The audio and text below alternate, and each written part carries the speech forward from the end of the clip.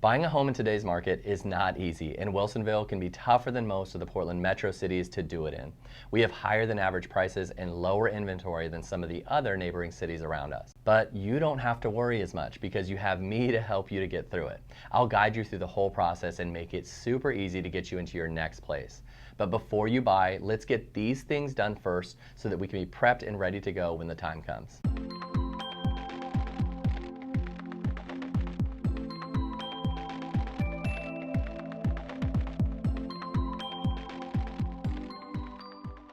Hey guys, if you don't know me yet, my name is Joe Skipper and I'm the owner of Skipper Realty Group, brokered by EXP Realty here in Oregon.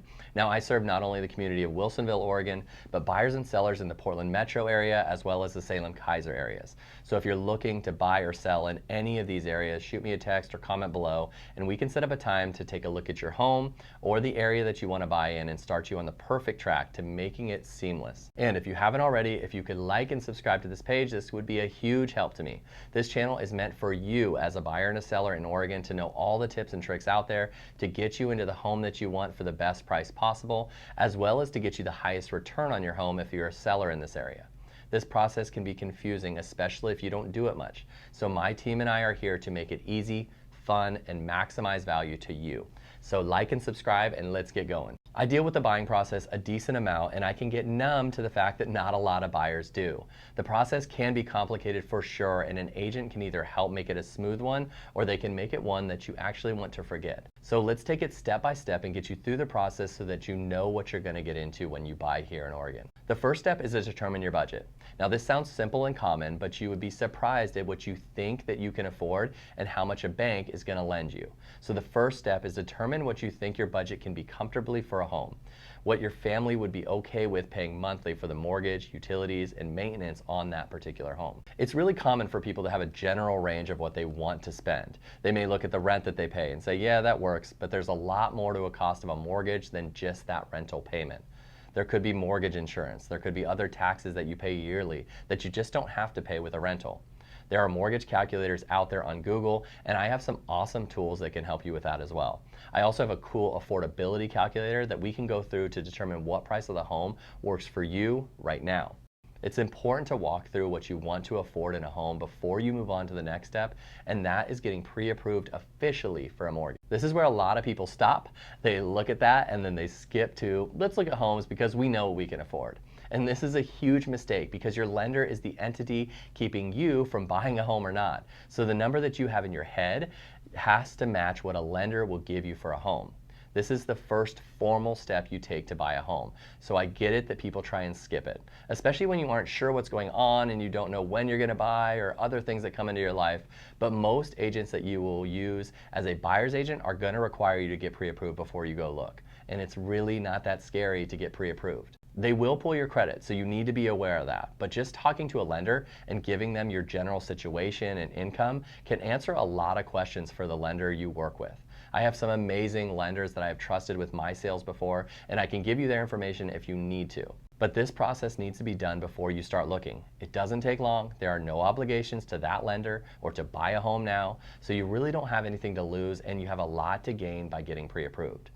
Let me know if you want to take that step and I can guide you through it, no problem at all. Okay, we're now pre-approved. You know what price range you can and you want to afford, so now the next step is to define what your priorities actually are.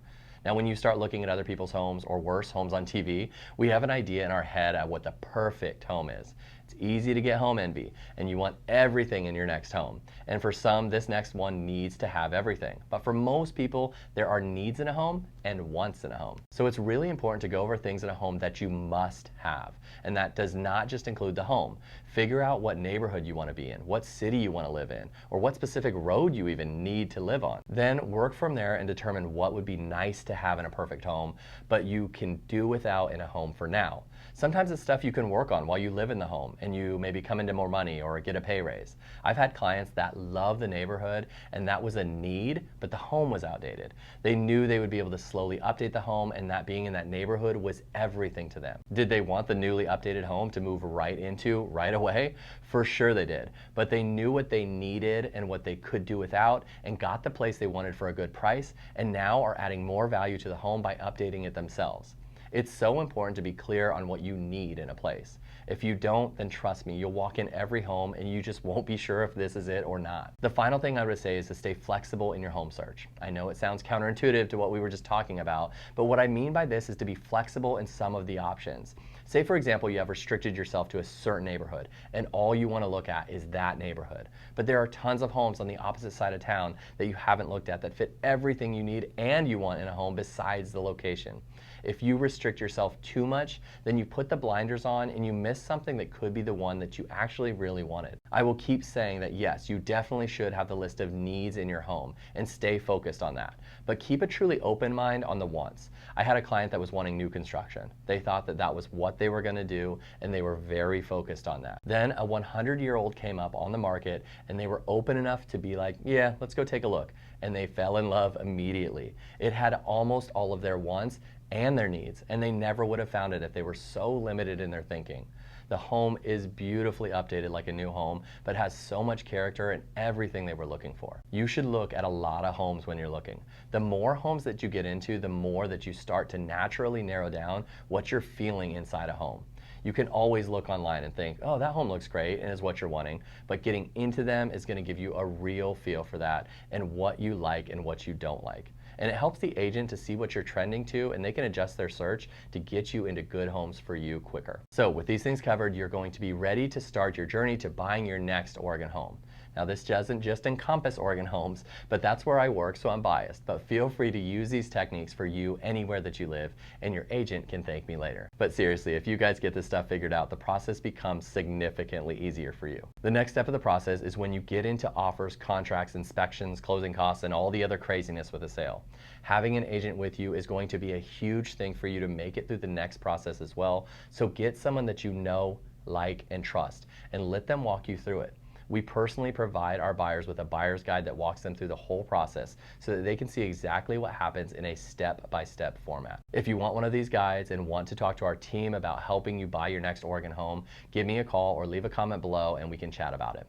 With people to guide you through buying a home, the process can be so much less intimidating and will save you stress, time, and hopefully a lot of money in the end. I'm super excited to help you on this journey, so give me a call and we can chat about how the process works with SRG. And before we go, please don't forget to like and subscribe to my page so that you can stay up to date with the latest tips and tricks to buy and sell here in Oregon. Thanks, guys.